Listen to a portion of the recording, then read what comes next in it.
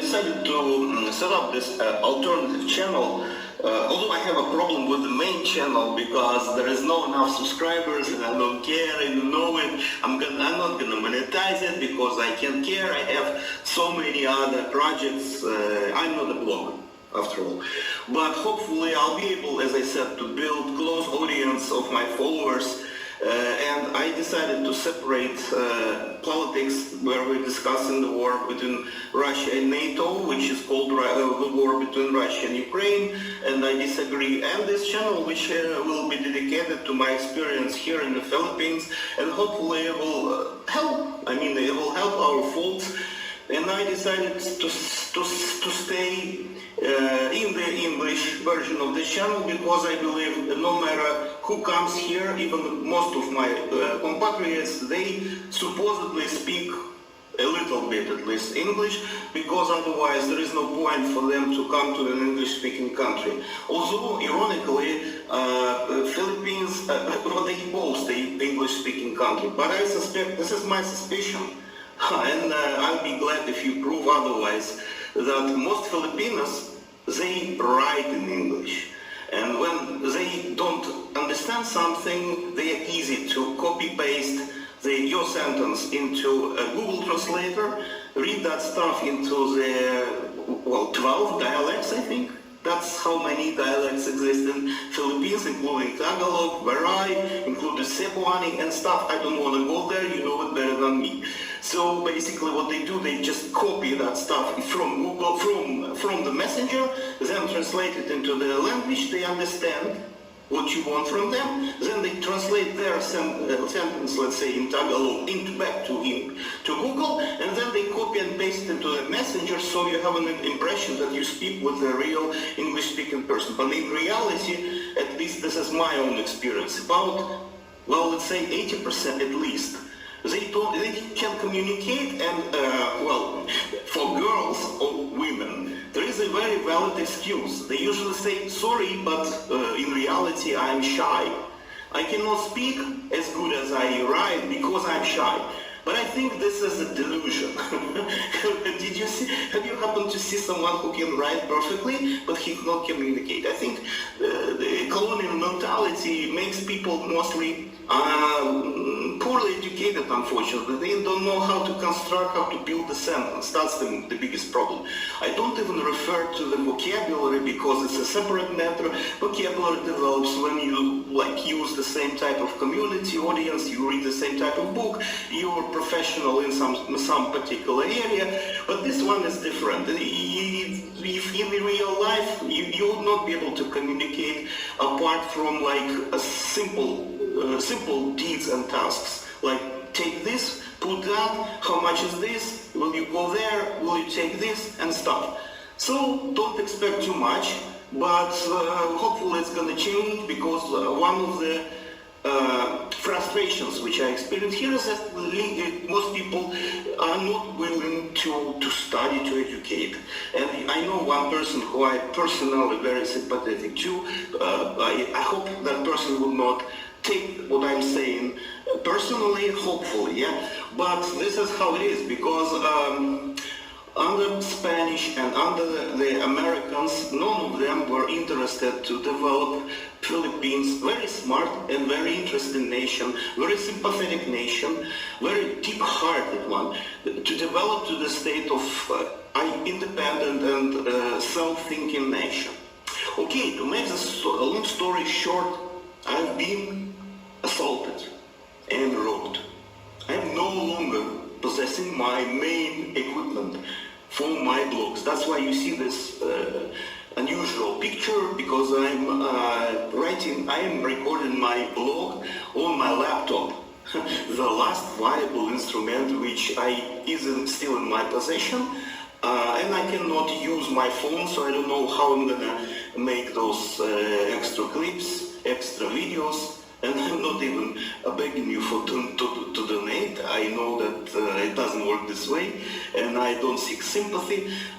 Also, some people say that I was funny. I let some teenager just kick the phone out of my hands, but believe me, he was kind of trained, and I believe this is the way he earns money, because I usually grab telephones like this, and I carry them as a costet.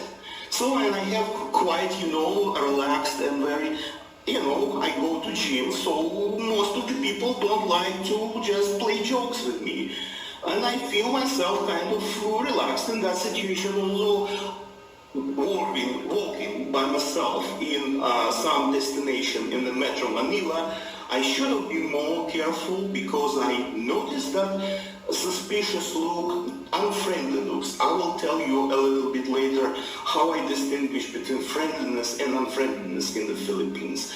But to make a long story short, I should have been warned because I felt, that shiver down my, spine. And nevertheless, I was in a hurry to that person, so I decided to take a walk because it was like a big traffic jam, and I thought by catching taxi it would not save the situation. Yes, I noticed someone was like following me, and I was like turning around, still holding my phone as a costet, unambiguously showing that person that if he even thinks to hit on me, then he'll get with this costet kind of, punching his face. So it was so much obvious and apparent that I didn't even take a slightest chance that the person would be thinking of hitting me this way. But what happened when I turned, and I was like carrying the telephone like this. And another blogger who I'm very sympathetic to, her name is Robbery, the girl, covering wide variety of topics about living in Philippines, about Philippines destination, their habits, their marriages, blah blah blah, etc. So she warned, she dedicated a particular video to not carrying telephones like this, but it's all understood that by carrying your telephone like this in a public place, especially if this place apparently unfriendly, and people look at you as a victim, how you will be able to use maps, right? Because sometimes you use telephone just to navigate. So that was my particular situation. I was carrying a telephone exactly to navigate Google Maps. The guy just ran like this. It was very well prepared. So don't try to make fun of me that I couldn't cope with a small guy, with like a teenager or someone. He was walking like this, and he didn't possess any impression of upcoming threat of something which can obstruct or intimidate me. All of a sudden he runs like this, and he is running not in front of me, he's not running towards me, he's running by my side, and when he approaches me, he kicks like this, kicks. So my telephone jumps in the air, and the guy, he's jumping like this, like a basketball player, and grasps the phone from the air, like a basketball player, and run away. I ran after him, telling him you would not be able to unlock, and there was a couple of guys walking slowly towards him, and I shouted towards them, catch him, catch him. They didn't pay me the slightest attention to that. They walked as they did. This is why another warning for you guys, that if you feel safe in a public place, just because there are so many people, it's a crowded area, and you naively think that this is enough for you to believe that you will not be attacked, you don't be robbed or stealed or anything bad would happen, it's a big mistake on my view. Because unlike in Europe, and particularly in Russia, when someone screams like "Держи вора," catch the thief, there will be, few men who will strike you. They will just, not let him run. This is how it goes in my country. So when I shout, I can rely that someone will detain the thief. That's not the case here. And it pretty much reminds me folks in Latin America, those smaller nations, because I used to live in Ecuador. And by the way, men in Philippines, this is another stuff which is very interesting. I internally divided them into two types. One type, they look, the guys, not girls. Filipinos, they look pretty much the same for me, so I distinguish between them only by their, body types, maybe. Some of them like a little bit clumsy and then low raised, others more slim, but they have like some Asian perks, some hints that this is an Asian nation, also some Indian mix and maybe some Spanish mix, apparently. But the guys look to me divided into two categories. One is smaller, one is typical, I call them Chinese types. They usually have fairer skins. They may sometimes wear glasses, which make them look a little bit more intelligent than others, and they are advanced, so you can talk to them. They have very smooth and very comprehensible English, most of the time. But the majority of Filipinos, they look to me identical to Latinos. This is probably because Filipinos also have Spanish blood mixed with locals who live there. So they look to me like Ecuadorians, and Ecuadorians also do that stuff. My father was robbed as he entered the bus because someone used the razor, and he just, slid the razor across his bag, and he put the finger inside and took whatever he was able to take. If he put a pack of, dog excrements, probably that person would just grab the bag full of shit and run away. So this is exactly the same. The guy apparently didn't know what I was carrying. I might be carrying just I don't know what. But well, it's okay. What I wanted, of course, to have this telephone because it had enormous amount of space, 515 gigabytes that allow me to comfortably record whatever I see interesting walking across Philippines, and I plan to travel to other islands, particularly to Cebu. Right now, the only equipment which I have is this laptop, but I cannot bring it to the beach, to the live scenes. That's apparent why. And also I have the camera, like with 140 zoom, but this camera is very specific. I try to use it instead of telephone but it records on CDs, on DVD essentially, and I never try to edit DVDs before putting them on YouTube. So it's a little bit of challenge. It's okay. And to finalize this video, first of all, I badly want your opinion. I appreciate if you write down if you like those kind of things, because it would not be about politics, but it would be about life of the expatriates, and I include here smart people who are coming from Europe and from the United States, from the Northern Americans, essentially including Canada, who want to escape nuclear war. And this intention, this motivation is entirely legit. Those who just stick to where they are, thinking that they will somehow most likely they will. But I don't want to take that risk on myself. That's why I'm here.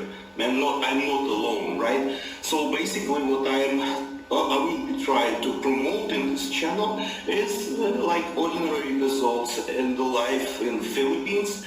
So, to conclude this video, I want to ask you, what do you think? Why, for example, in Japan, I've never been to Japan, to be honest, but I heard that people saying,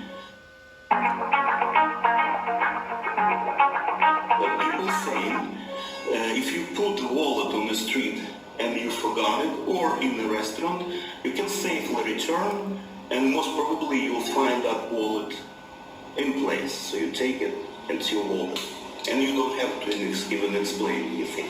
Same in in Suomi, in Finland, and I did experience that once.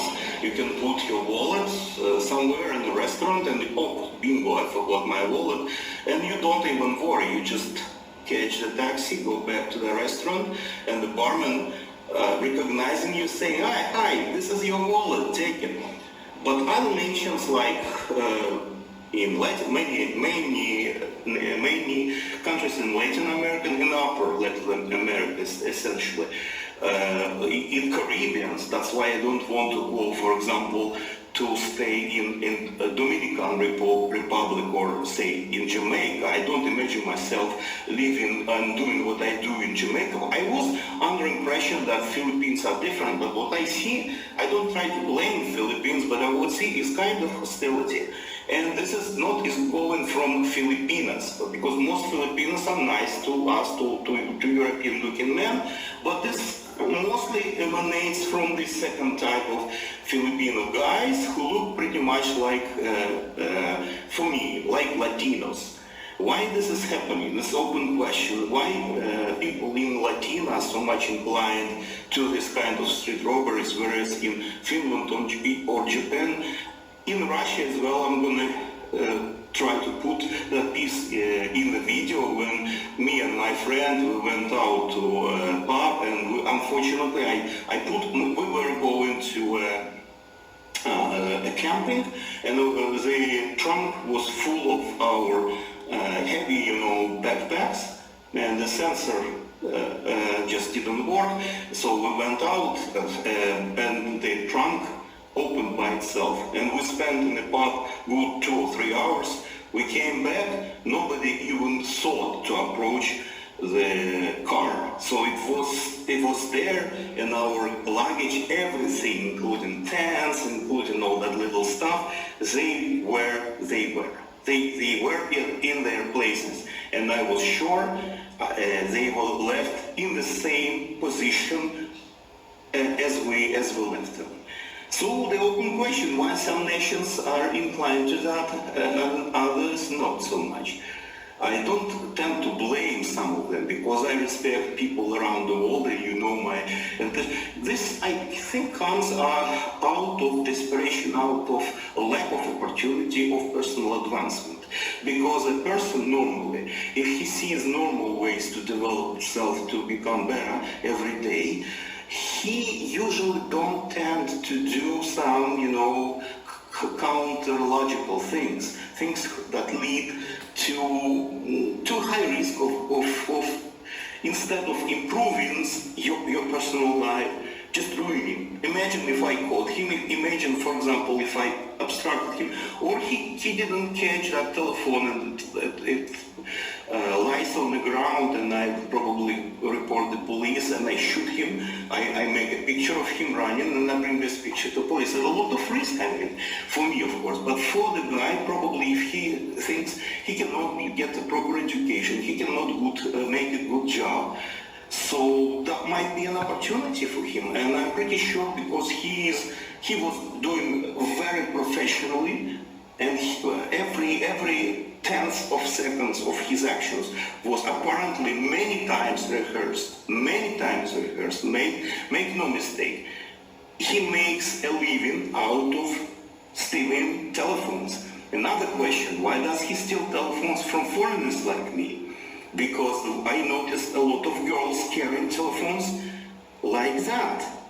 And by the way, in the very same strange location. So they feel hostility to people fair-skinned from Europe.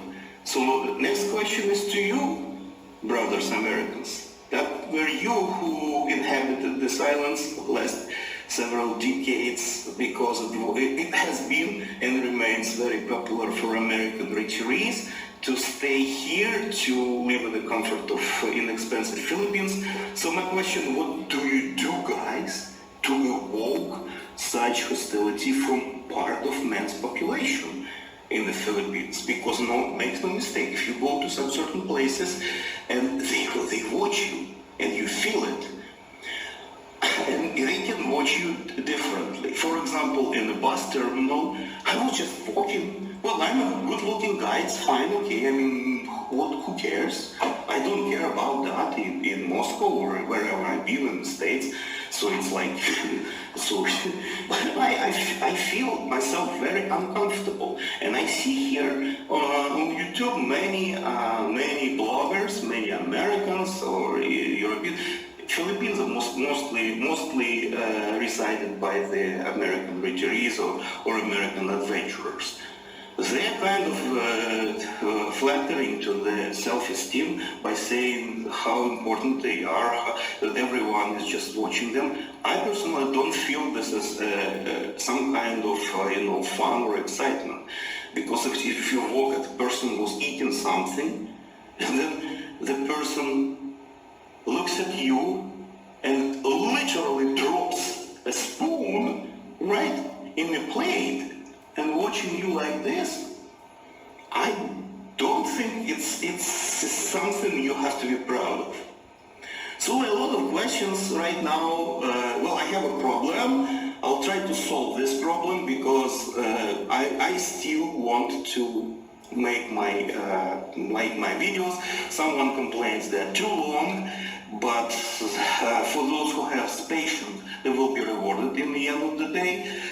So I raise those questions, and I expect you guys, who especially has been living here for many months or maybe years, answer these questions underneath in the comments. Again, I'm not urging you to subscribe.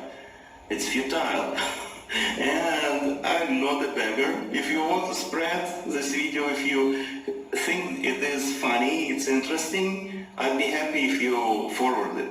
But otherwise, just don't bother. Bye!